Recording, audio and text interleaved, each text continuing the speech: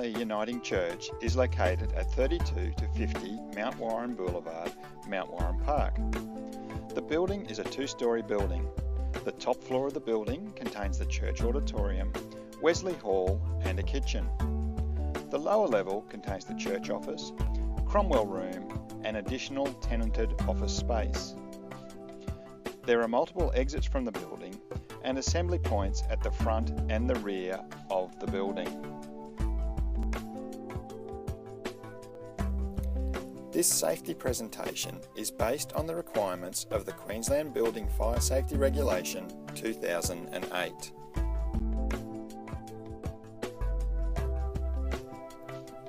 In this presentation, we will look at the escape routes, exits and assembly areas, the location of the firefighting equipment, the use of the firefighting equipment, and finally, the evacuation procedure itself. As part of this procedure, we will also look at the specific duties of event leaders and assistants.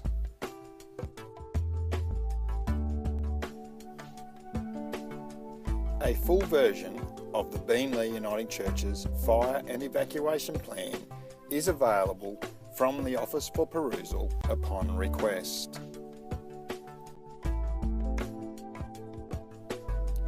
Now, let's look at the escape routes and exits. It is important that you are familiar with all escape routes. In the event that your main escape route is blocked, you will need to use the alternative evacuation route.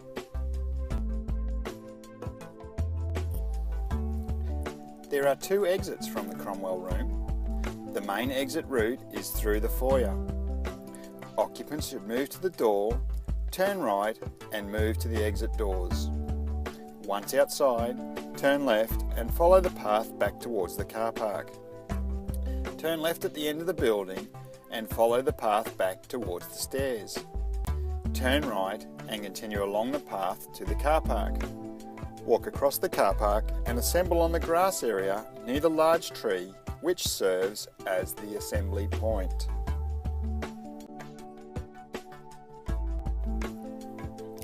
An alternative exit from the Cromwell Room is via the breezeway. Move through the sliding glass door and turn right.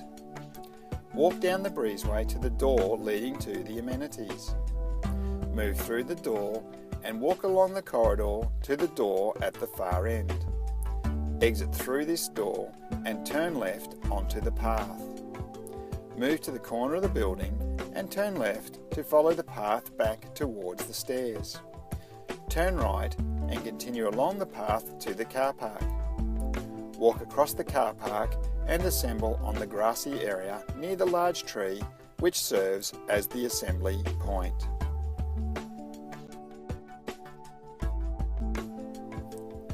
Once occupants have been moved safely to the assembly point and the roll call completed, occupants are to wait for further instruction. Under no circumstance is anyone to re-enter a building until the all clear has been given.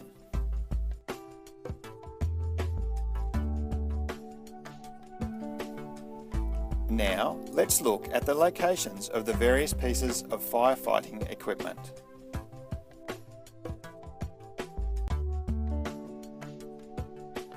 On the lower level, there is a hose reel located at the bottom of the stairs in the breezeway. A dry powder fire extinguisher is located in the foyer. A further dry powder fire extinguisher is located in the office area.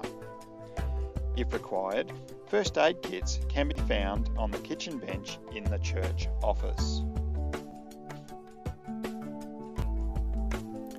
Firstly, it is important that you only use the firefighting equipment if it is safe to do so and you are confident in using it. Fires can be dangerous, and you should always be certain that you will not endanger yourself or others when attempting to put out a fire.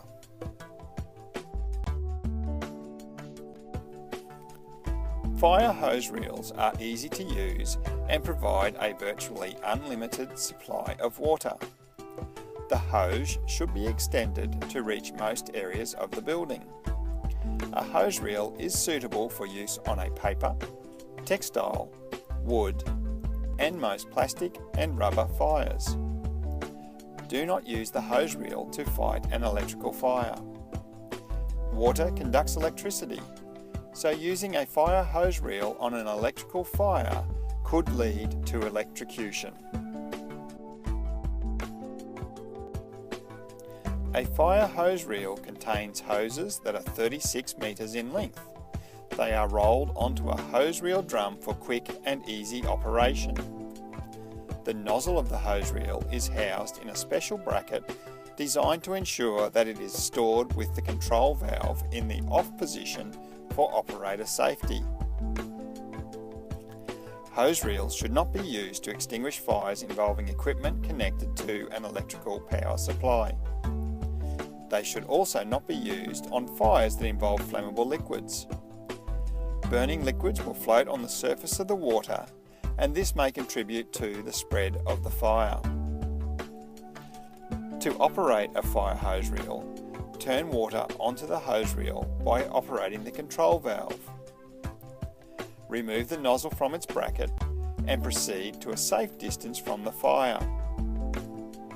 Turn the water on by operating the nozzle. Direct the water at the base of the flames. Extinguish the fire by using a sweeping action. When you have finished with the fire hose reel, return the hose and nozzle to its original stowed position.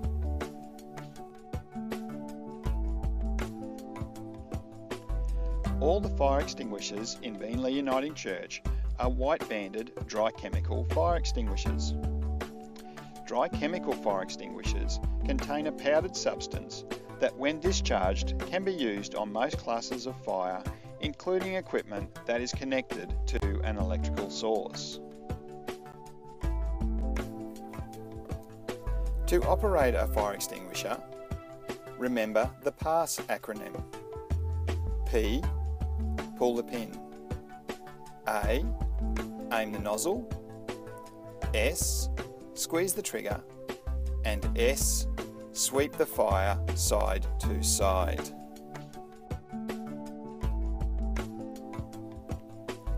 Pull the pin. Hold the extinguisher upright and twist the pin to break the seal. Once this has been done, pull the pin to release the trigger. This will allow you to discharge the extinguisher. Aim the nozzle. Before approaching the fire, it is a good idea to test the extinguisher first.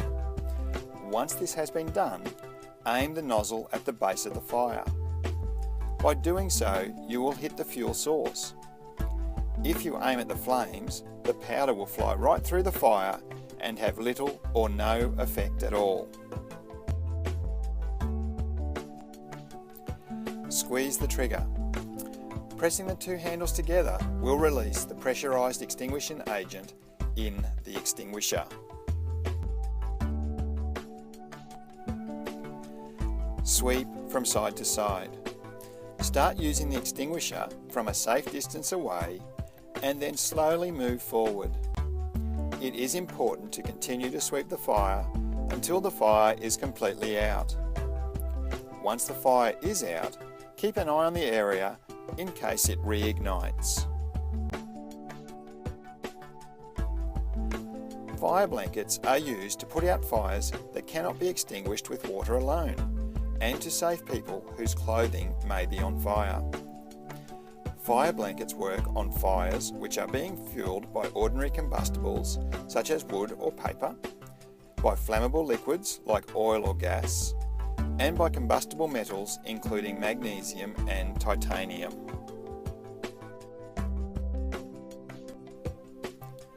To use the fire blanket, you will first need to remove the fire blanket from its wall-mounted holder. This is done by pulling the two tabs at the bottom.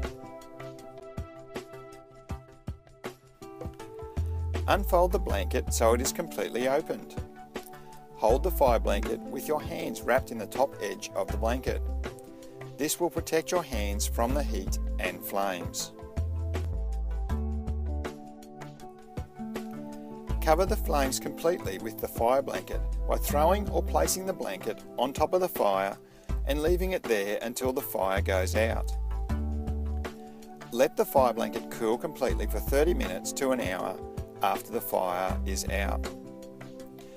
As most fire blankets are designed to be reused, it can then be folded up and returned to the wall-mounted holder. The final rule to remember if you choose to fight a fire is to always position yourself with an exit or means of escape at your back. You do not want to become trapped if something unexpected happens and you need to get out quickly. Now, let's look at the evacuation procedure. If you are the first person to locate a fire, alert the group leader and, only if it is safe to do so, attempt to extinguish the fire. Remember to make sure you have a clear exit before doing so. Meanwhile, other members of the group should prepare to evacuate.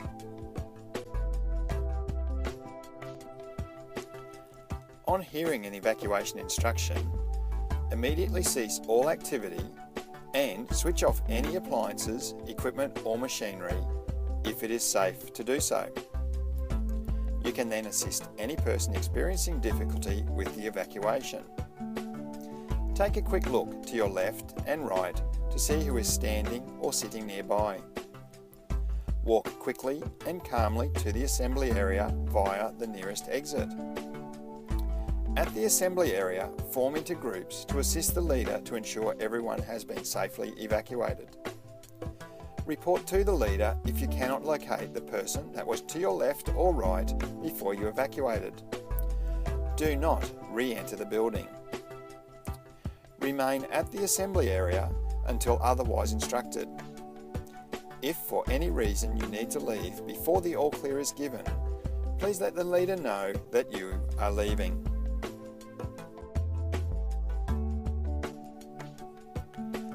If you are the evacuation coordinator or the person leading an activity or program, there are additional duties to be performed as part of the evacuation process. You need to investigate the fire situation. If there is any doubt regarding whether there is a fire situation, call the fire service. You must ensure the safe evacuation of all occupants from the building. Account for all occupants at the assembly area. Ensure occupants do not attempt to re-enter the building until it is safe to do so, and meet the fire service and advise them of any information relevant to the emergency. As there are a number of tasks needing to be completed, it may be necessary to share these duties between attendees to ensure a safe evacuation. It is recommended that the evacuation coordinator or the person leading an activity allocate tasks at the beginning of each event.